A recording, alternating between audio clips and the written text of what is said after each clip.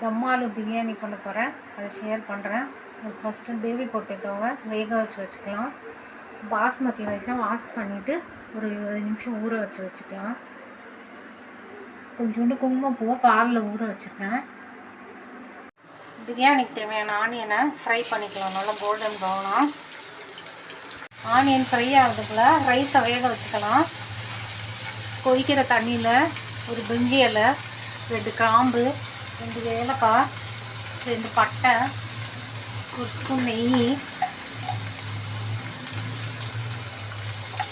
இந்த ஊற வச்ச அரிசியும் போட்டு வேக வச்சுக்கலாம். இஞ்சி ஒரு துண்டு, பூண்டு 5 பல் போட்டு நல்லா இடித்து வச்சுக்கலாம்.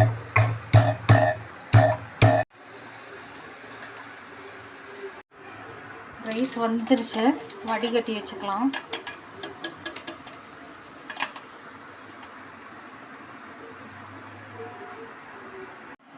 மஞ்சள் பொடி 1/4 ஸ்பூன், தயிரில் தனியா பொடி 1/2 ஸ்பூன்,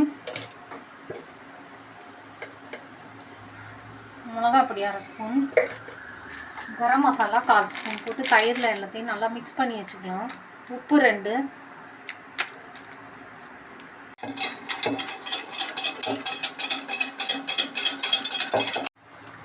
கடாயில் கொஞ்சம் எண்ணெய் கொஞ்சம் நெய் 2 மிக்ஸ் பண்ணி காய வச்சுக்கலாம்.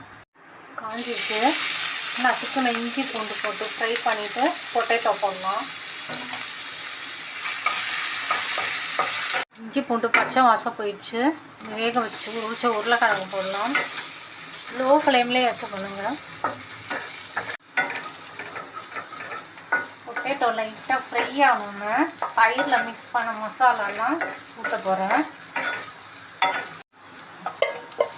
தயிரில் மசாலாலாம் மிக்ஸ் பண்ணி வச்சுருங்க, அதை ஊற்றுறேன்.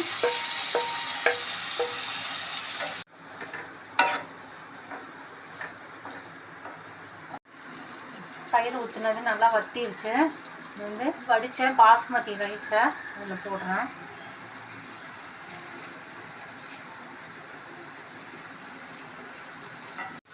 உருளைக்கிழங்கு மேலே அப்படியே ரைஸை வந்து ஸ்ப்ரெட் பண்ணி விட்டுட்டு ஸ்டவ் வந்து சிம்முலையே இருக்கட்டும். கோல்டன் ப்ரௌனாக ஃப்ரை பண்ணி வச்ச ஆனியன் மேலே போடுவோம்.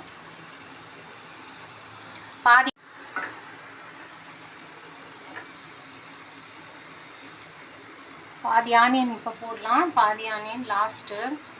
மேலே வந்து கொத்தமல்லி,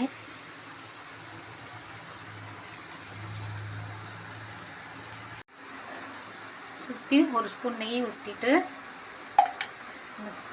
பாலில் ஊற வச்சா குங்குமப்பூ மேலே ஊற்றிட்டு தம் போடணும். அலுமினியம் ஃபாயில் இருந்துச்சுன்னா மேலே வச்சு அப்படியே க்ளோஸ் பண்ணிவிட்டு மேலே லிட்டு போட்டுடலாம். இல்லைன்னா தட்டு போட்டு மூடிக்கலாம். ஓப்பன் பண்ணலாம்.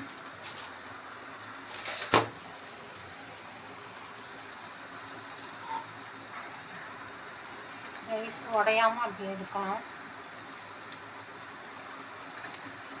ரெடி ஆகிடுச்சு. ஸ்டவ் ஆஃப் பண்ணிட்டேன்.